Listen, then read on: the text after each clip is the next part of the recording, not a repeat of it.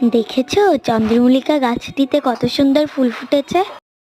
জানি জানি আর বেশি দিন ফুল দেবে না, হয়তো আর 3 সপ্তাহ বা যতদিন ঠান্ডা থাকবে ততদিন।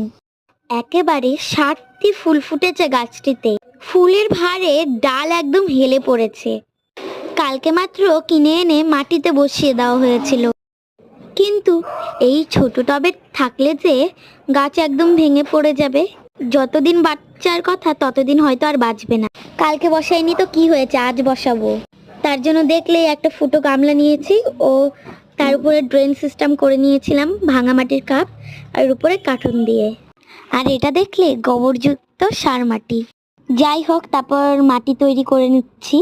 দেখেছো এই কন্টেনারের এক কন্টেনার আমি নর্মাল মাটি নিয়েছি, যে নর্মাল মাটি হয়। তারপর আমি নিয়ে নিচ্ছি সার মাটি, মানে গোবরযুক্ত সার মাটি। গোবর দিয়ে সার মাটি হলেই হবে, অন্য সার না হলেও হবে।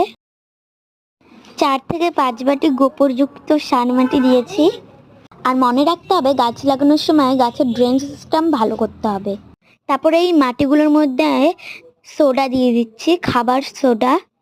এই সোডাটা দিলে গাছে কোনো পোকা লাগে না, গাছের পাতা কুঁকড়ে যাবে না। যেহেতু আমরা অনেক রকমের শাকসবজি পচা দিয়ে থাকি বা অনেক কিছুই দিয়ে থাকি, তার জন্য কিন্তু গাছে পোকা লাগতে পারে। তার জন্য সোডাটা দিলে আর লাগবে না। যাই হোক, তারপর আমি মিক্সড করে নিচ্ছি ভালো মতো। এখন 1 চামচই সোডা দিতে হবে।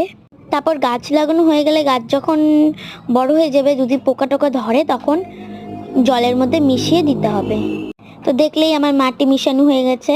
এদিকে আমি খুদে নিচ্ছি গাছের চারিপাশটা, যাতে একটুকু কোনো উল্টাপাল্টা না হয়। তারপর আমি গাছও বসিয়ে দিয়েছি, দেখতে পাচ্ছ। আর এখান থেকে একটা ভালো উপহার পেয়েছি, দেখেছ? শিকড় বেরিয়েছে একটা ছোট্ট চন্দ্রমল্লিকার চারা। সামনের বার যদি বেঁচে থাকে কত ভালো হবে। যাই হোক, তারপর আমি গাছের মধ্যে জল দিয়ে দিচ্ছি। আর দেখো কত সুন্দর লাগছে ফুলগুলো। পরে আমি লাঠি দিয়ে বেঁধে দিচ্ছিলাম, ভিডিওতে সেটা তোলা হয়নি। টাটা।